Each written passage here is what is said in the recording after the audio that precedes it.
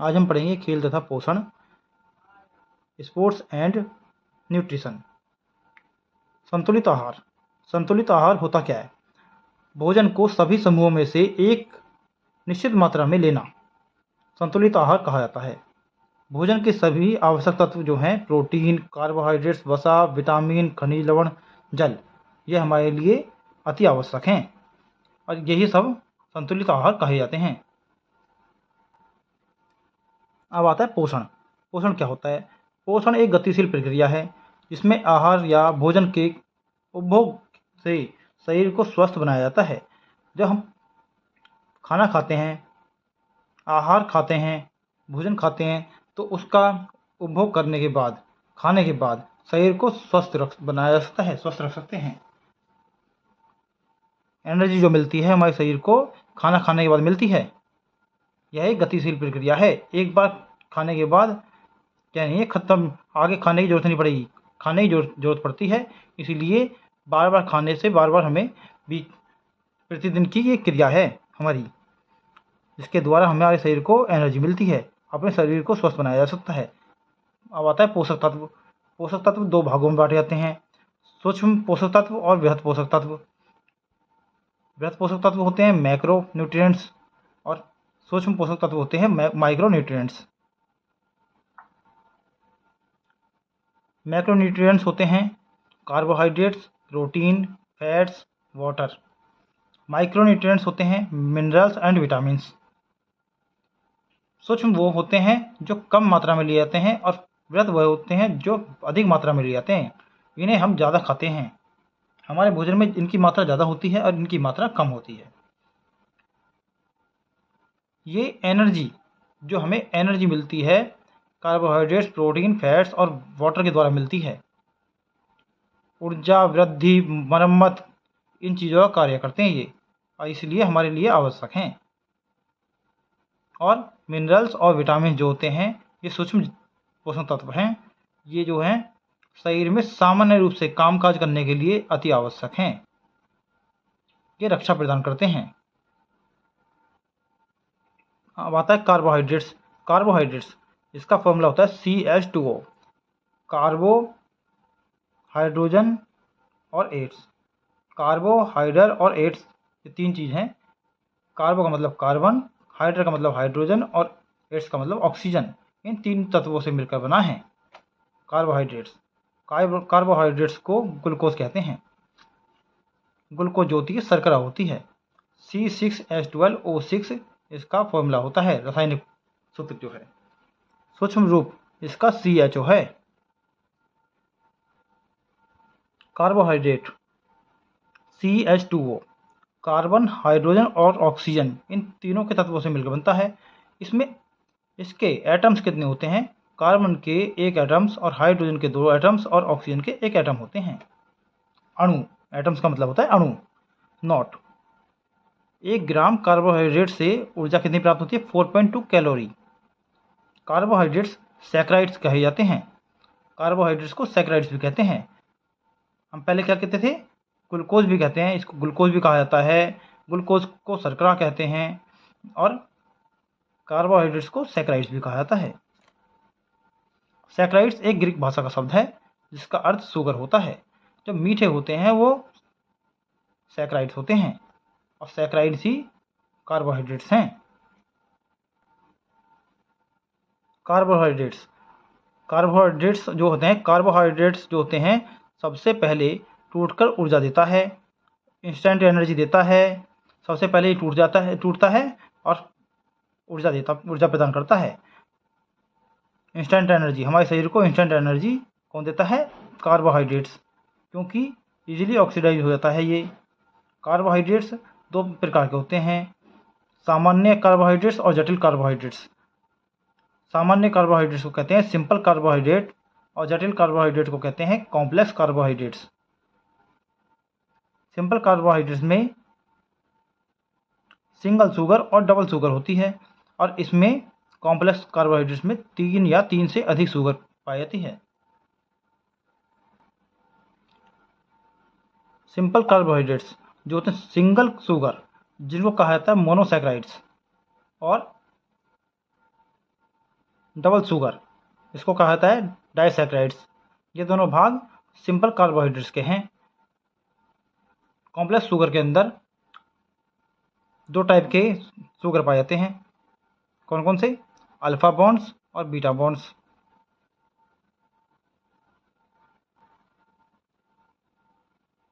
Single sugar और double sugar. Single sugar monosaccharides कहते हैं, C6H12O6 का इसका जो है रासायनिक सूत्र है, और डबल शुगर का रासायनिक सूत्र जो है डाइसैकेराइड्स का C12H24O12 होता है। इसका डबल हो जाता है ये सिंगल का। पानी में घुलनशील होते हैं, रवेदार होते हैं, क्रिस्टलाइन। क्रिस्टलाइन को रवेदार कहा जाता है। मीठे, इनको शुगर कहा जाता है। ये शुगर होते हैं दोनों, सिंगल और डबल। अल्फा बॉन्ड्स स्टार्च के अंदर पाया जाता है, बीटा बॉन्ड्स फाइबर के अंदर पाए जाते हैं। न तो घुलनशील होते हैं, न ही रवेदार होते हैं, न स्वाद में मीठे, और ये पॉलीसैकेराइड्स कहे जाते हैं।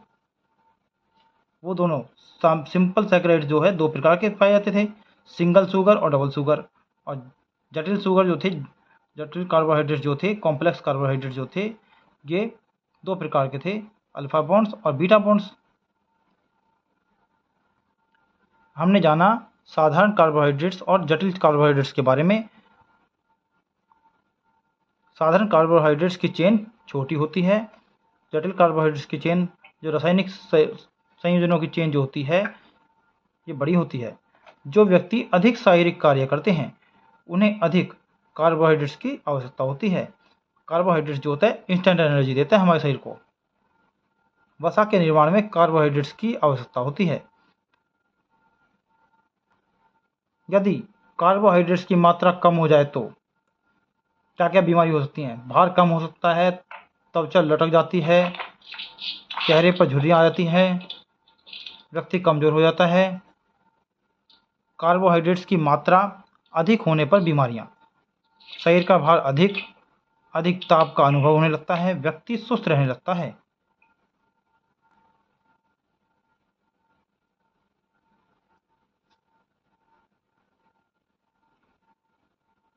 कार्बोहाइड्रेट्स की मात्रा अगर अधिक हो जाए, हमारे शरीर में कार्बोहाइड्रेट्स की मात्रा अधिक हो जाए तो वो किस में बदलेगी? वसा में बदल जाती है।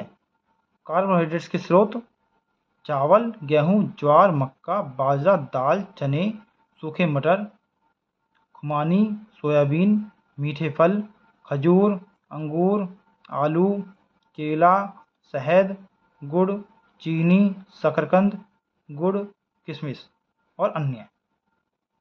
जो मीठे वस्तु हैं वो क्या क्या होती हैं? कार्बोहाइड्रेट्स, उनमें कार्बोहाइड्रेट्स पाया जाता है। कार्बोहाइड्रेट्स ग्लूकोज होते हैं, जिन्हें सैकराइड्स भी कहा जाता है। कार्बोहाइड्रेट्स हमें कहाँ से मिलता है? कार्बोहाइड्रेट्स का मुख्य स्रोत वनस्पति जगत है। ये हमें पेड़ पौधों से मिलती हैं कार्बोहाइड्रेट्स ज़्यादातर। कार्बोहाइड्रेट्स का निर्माण पौधों में होने वाली प्रकाश संश्लेषण की क्रिया के द्वारा होता है। वनस्पति जगत में यह सेलुलोज तथा स्टार्च के रूप में प्राप्त होता है। सेलुलोज में और स्टार्च के रूप में हमें प्राप्त होता है। वनस्पति जगत से हमें पौधों की मुलायम पत्तियों में पाया जाता है। कार्बोहाइड्रेट जो है एक यौगिक है। यह विभिन्न तत्वों से बना है, जिनसे कार्बन, हाइड्रोजन और ऑक्सीजन, जो हमने पहले बता चुके हैं हम।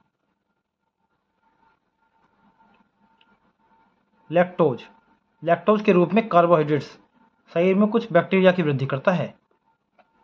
यह लैक्टोज शरीर में कैल्शियम शोषण में सहायता करता है। प्रतियोगिता वाला खिलाड़ी को क्या देना चाहिए? कार्बोहाइड्रेट्स, क्योंकि यह इंस्टेंट एनर्जी देता है। अब आती है बात डी ग्लूकोज की। डी ग्लूकोज जो होती है जीवों में सर्वाधिक पाई जाती है। ये सबसे ज़्यादा जीवों में पाई जाती है। यह शर्करा जो होती है, डी ग्लूकोज एक शर्करा है।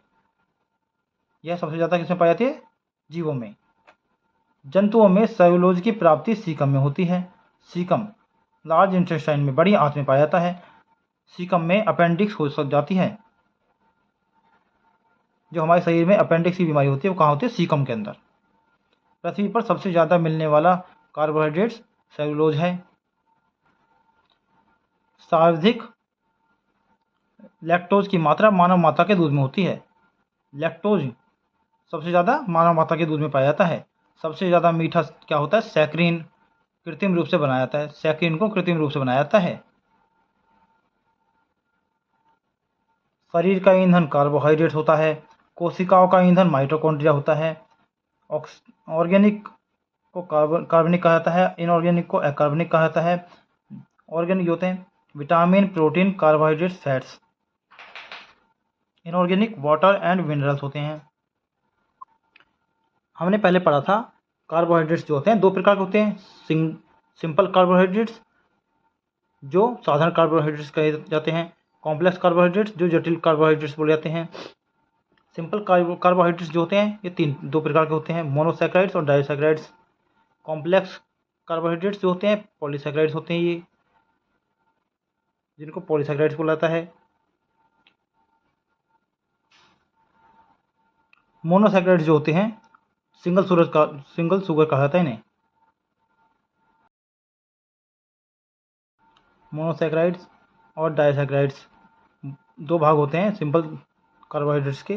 मोनोसैकेराइड्स सिंगल शुगर होती है और डाइसैकेराइड्स डबल शुगर होती है। सिंगल शुगर के अंदर ग्लूकोज, फ्रुक्टोज और गैलेक्टोज आते हैं। डबल शुगर के अंदर माल्टोज, सुक्रोज और लैक्टोज आते हैं। पॉलीसैकेराइड जो होते हैं वो कॉम्प्लेक्स कार्बोहाइड्रेट्स कहे जाते हैं और ये 3 या 3 से अधिक शुगर होती है इनके अंदर। अल्फा बॉन्ड्स और बीटा बॉन्ड्स पाए जाते हैं पॉलीसैकेराइड्स में। अल्फा बॉन्ड्स हमें स्टार्च से प्राप्त होता है और बीटा बॉन्ड्स हमें फाइबर से प्राप्त होता है। स्टार्च हमें कहाँ से प्राप्त होता है? रूट वेजिटेबल्स से, हमारे और अनाजों में, ग्लाइकोजन में, सेलुलोज से और डेक्सट्राइन से। बीटा बॉन्ड्स जो होते हैं फाइबर में पाए जाते हैं, तो ये इनसोल्युबल और सोल्युबल 2 प्रकार के होते हैं। सिंगल शुगर मोनोसैकेराइड्स C6H12O6 इसका रासायनिक सूत्र होता है। इसमें 3 शुगर पाए जाते हैं, फ्रुक्टोज, ग्लूकोज और गैलेक्टोज। फ्रुक्टोज हमें सबसे ज़्यादा मीठा होता है। लेवुलोज और फ्रूट शुगर कहा जाता है इसे। ग्लूकोज को गन्ने और चुकंदर से प्राप्त करते हैं हम, यह हमें वनस्पति जगत से प्राप्त होता है। गैलेक्टोज दूध से प्राप्त होता है जो मिल्क शुगर कहा जाता है इसे। Double sugar saccharides, double sugar जो होते हैं डाइसैकेराइड्स होते हैं। सैकराइड्स कितने होते हैं? 2 सैकराइड्स पाए जाते हैं इसके अंदर। डबल शुगर होती है C12H24O12। इसका जो है रासायनिक सूत्र ये है। Lactose, maltose, sucrose. लैक्टोज हमें मिल्क से पाया जाता है, मिल्क शुगर होती है ये। दूध या डेयरी उत्पादों से प्राप्त होता है हमें ये। ग्लूकोज और ग्लूकोज को मिलाने के बाद लैक्टोज बनता है। ग्लूकोज और ग्लूकोज को मिलाने के बाद माल्टोज बनता है। ये माल्ट शुगर कही जाती है। कच्ची सब्जियों तथा बियर में पाई जाती है। सुक्रोज, इसको टेबल शुगर कहते हैं। ग्लूकोज प्लस फ्रुक्टोज से मिलकर ये लैक्टोज बनाता है।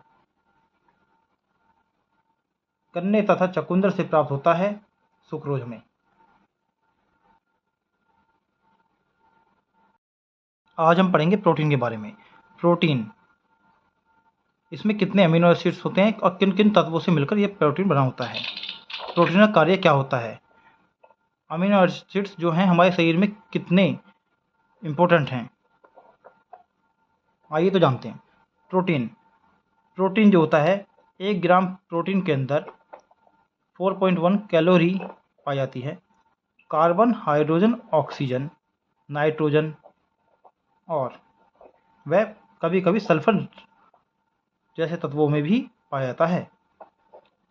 अब फास्फोरस में भी पाया जाता है कभी कभी ये। प्रोटीन के अणु बड़े होते हैं। अणु बड़े होने के कारण प्रोटीन हमारे रक्त में प्रत्यक्ष रूप से नहीं मिल पाते।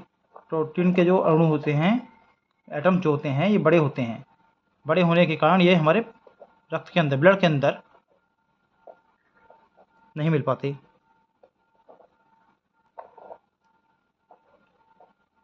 हमारे शरीर में प्रोटीन पाचन क्रिया संस्थान के द्वारा अमीनो एसिड्स में बदल जाता है।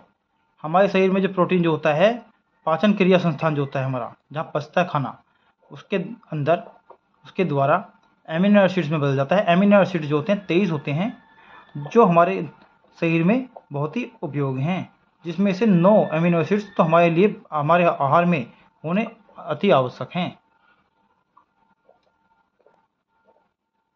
एमिनो एसिड्स का कार्य क्या है?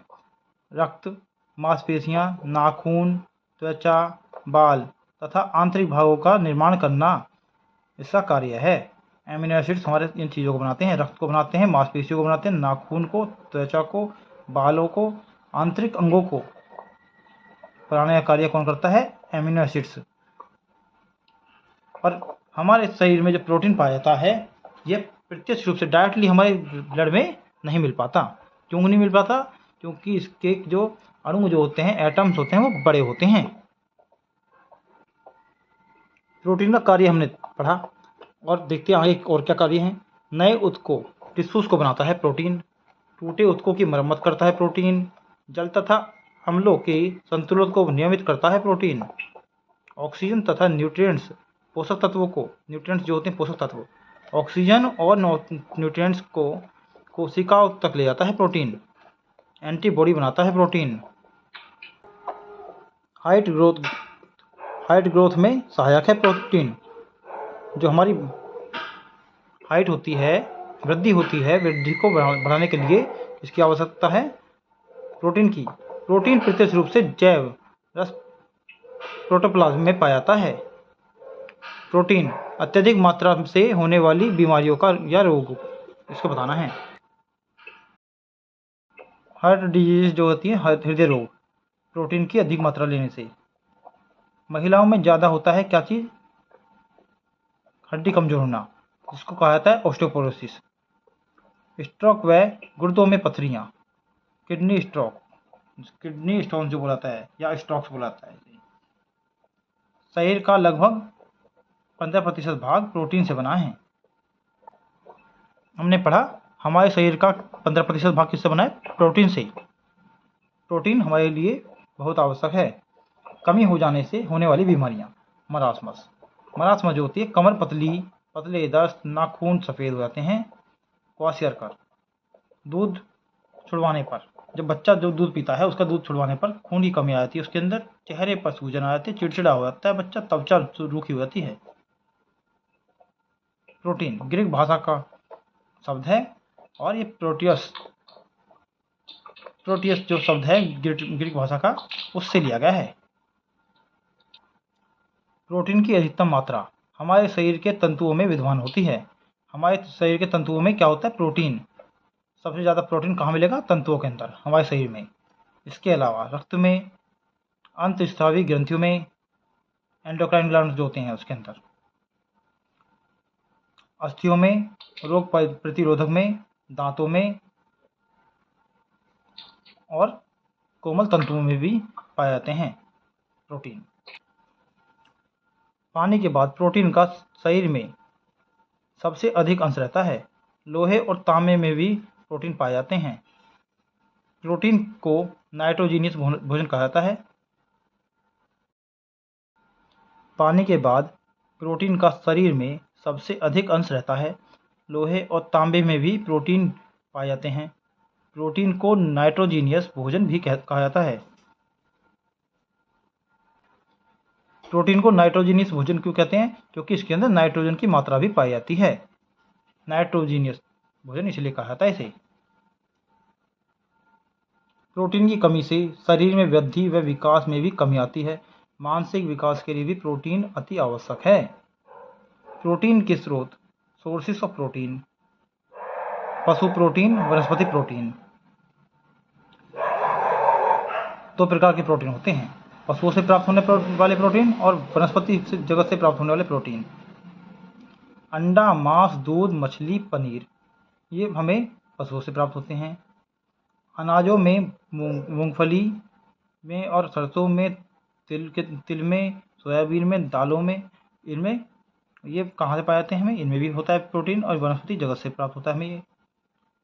पशु प्रोटीन वनस्पति प्रोटीन से ज़्यादा अच्छे होते हैं। अब पशु प्रोटीन में भी अंडा सर्वोत्तम प्रोटीन है। अंडे में सभी प्रकार के प्रोटीन पाए जाते हैं। अब आती है बात कि सबसे पहले प्रोटीन, जो प्रोटीन शब्द जो दिया था, किसने दिया था, इसका प्रयोग किसने किया था? जे बर्जीलियस ने प्रोटीन शब्द का प्रयोग किया था।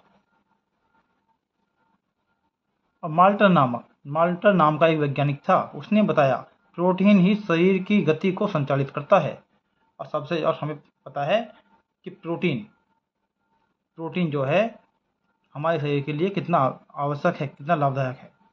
बच्चों के लिए, छोटे बच्चों के लिए प्रोटीन सबसे ज़्यादा ग्रोथ के लिए, उनकी वृद्धि के लिए, मानसिक विकास के लिए सबसे ज़्यादा प्रोटीन ही आवश्यक है। हमने पढ़ा कार्बोहाइड्रेट्स और प्रोटीन। उन दोनों को पढ़ने के बाद हम आते हैं अब वसा पर, फैट्स पर। वसा को फैट्स कहा जाता है, जिसे कहते हैं चर्बी। हमारे शरीर में फैट्स से सबसे ज़्यादा क्या निकलता है? ऊर्जा। वसा को लिपिड भी कहा जाता है। आहार में वसा का होना अति आवश्यक है, लेकिन सीमित मात्रा में। अत्यधिक मात्रा लेंगे तो उससे बीमारियां हो जाएंगी। धीरे धीरे टूटकर ऊर्जा देता है, क्योंकि नॉट इजीली ऑक्सीडाइज, ये आसानी से नहीं टूटता, आसानी से नहीं ऑक्सीडाइज होता। वसा में कार्बन, ऑक्सीजन और हाइड्रोजन की मात्रा पाई जाती है। कार्बन की मात्रा 76%, 76%, ऑक्सीजन की 12% और हाइड्रोजन की 12%। वसा, फैट्स। 1 ग्राम वसा से हमें 9.2 कैलोरी प्राप्त होती है, 9.2 कैलोरी प्राप्त होती है 1 ग्राम वसा से हमें। वसा शरीर को गर्म रखती है, कोमल शरीर अंगों को सुरक्षा प्रदान करती है, हार्मोन्स के उत्पादन में सहायता करती है। वसा ऊर्जा देने के लिए ग्लाइकोल और तथा फैटी एसिड में बदल जाता है। किसमें बदलता है ये? वसा जो होती है ऊर्जा देने के लिए किसमें बदलती है? ग्लाइकोल में बदलती है और फैटी एसिड में बदल जाती है। वसा के प्रकार 2 होते हैं, सैचुरेटेड फैट्स और अनसैचुरेटेड फैट्स। सैचुरेटेड को कहा जाता है संतृप्त वसा, ये होती है सॉलिड। और अनसैचुरेटेड फैट्स को कहा जाता है लिक्विड होती है ये, और संतृप्त वसा कहा जाता है इसे। सैचुरेटेड फैट्स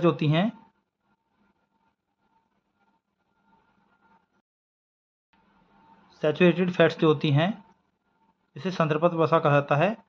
ये रूम टेम्परेचर पर पिघलता है, सिंगल बॉन्ड होता है इसका, स्वास्थ्य के लिए हानिकारक होती है ये।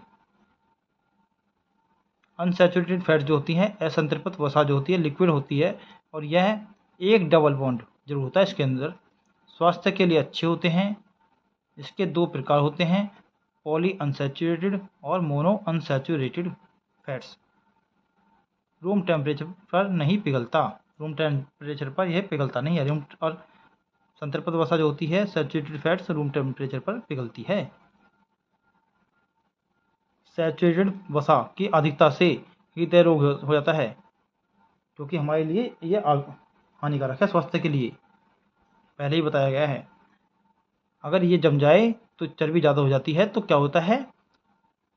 हृदय रोग हो जाता है, क्योंकि कोलेस्ट्रॉल की मात्रा बढ़ जाती है। कोलेस्ट्रॉल जो होती है चर्बी बढ़ जाती है। सिंगल बॉन्ड होता है सी और एच के बीच में, कार्बन और हाइड्रोजन के बीच में क्या होता है? Single bond.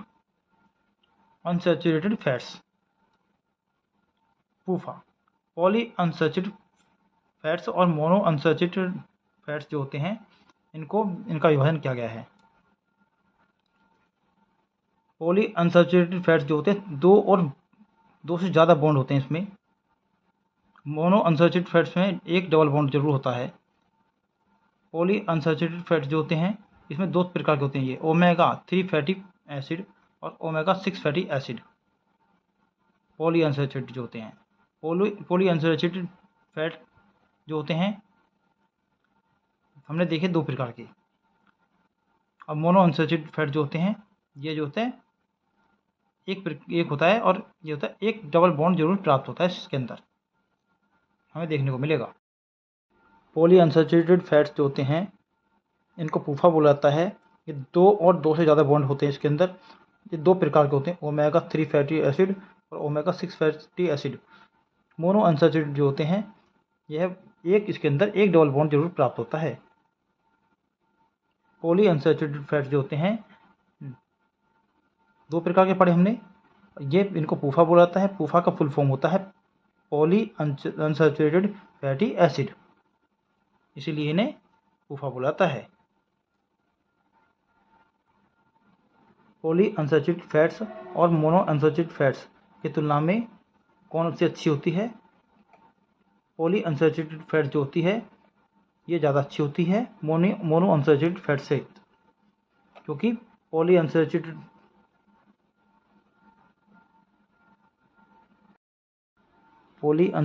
Fats mono unsaturated fats से अच्छी होती है, लेकिन दोनों से ही कोलेस्ट्रॉल को कम किया जा सकता है।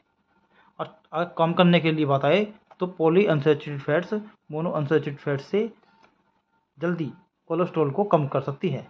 वसा, इंपॉर्टेंट पॉइंट्स जो होते हैं इसके, वसा का सही मात्रा, वसा की जो सही मात्रा लेंगे, वसा की जो सही मात्रा है उसको लेने से क्या होता है, सुंदरता को बनाए रखते हैं हम। वसा सुंदरता बनाती है, ऊर्जा प्राप्ति की दृष्टि से भी बनाए रखती है। वसा कार्बोहाइड्रेट से अच्छी समझी जाती है। चीनी या कार्बोहाइड्रेट्स के साथ वसा का प्रयोग भोजन में किया जाता है तो वसा का पाचन भी जल्दी होता है। वसा की मात्रा अधिक होने पर कार्य कुशलतापूर्वक नहीं कर पाते, क्योंकि वसा अगर हो जाए हम थुलथुले हो जाएंगे, मोटे हो जाएंगे। और वसा होते चर्बी हमारे शरीर में ज़्यादा आ जाए तो क्या होता है, मोटापा बढ़ जाता है और कार्य कुशलतापूर्वक नहीं कर पाते। वसा की अल्प मात्रा फास्फोरस और नाइट्रोजन में भी पाई जाती है। वसा सैचुरेटेड और अनसैचुरेटेड 2 रूप में पाई जाती है, जिसे ट्रांस और हमारे साथ क्या होता है, वसा सैचुरेटेड और अनसैचुरेटेड 2 रूपों में पाई जाती है। 2 रूपों के साथ साथ ट्रांसफैट्स, एक रूप अलग है ट्रांसफैट्स, इसमें ही प्राप्त होती है। ट्रांसफैट्स जो होता है सैचुरेटेड फैट्स की तरह होता है, जिसे कहा जाता है संतृप्त वसा। संतृप्त वसा जो होती है वो सॉलिड होती है, उसकी तरह ही ट्रांसफैट्स होता है। अब पढ़ेंगे हम वसा के स्रोत। वसा हमें कहाँ कहाँ से प्राप्त होती है? पशुओं से प्राप्त होती है और वनस्पति जगत से प्राप्त होती है। वनस्पति जगत होता है जो हमें पेड़ पौधों से प्राप्त होते हैं। पशुओं से प्राप्त जो होते हैं, इसको क्या देखो, मक्खन, घी, दही, मछली का तेल, दूध, पनीर, मांस और अंडा और अन्य चीज़ें जो हमें पशुओं से प्राप्त होती हैं, इन चीज़ों से पाई जाती है वसा। वनस्पति जगत, वनस्पति में सूखे मेवे, तिल, नारियल, सोयाबीन, अनाज, सरसों का तेल, अलसी, बिनोले जो होते हैं, अन्य चीज़ें आदि। यह हमने जाना कि कहाँ कहाँ से हमें वसा प्राप्त होती है। अलसी और बिनोले। डी, ई, के विटामिन में भी फैट्स होता है। जो विटामिन होते हैं विटामिन डी, विटामिन ई और विटामिन के, इनमें भी फैट्स पाए जाते हैं, वसा पाई जाती है। वसा हमें प्राणी जगत तथा वनस्पति जगत दोनों से प्राप्त होती है, जैसा कि हमने ऊपर पढ़ा।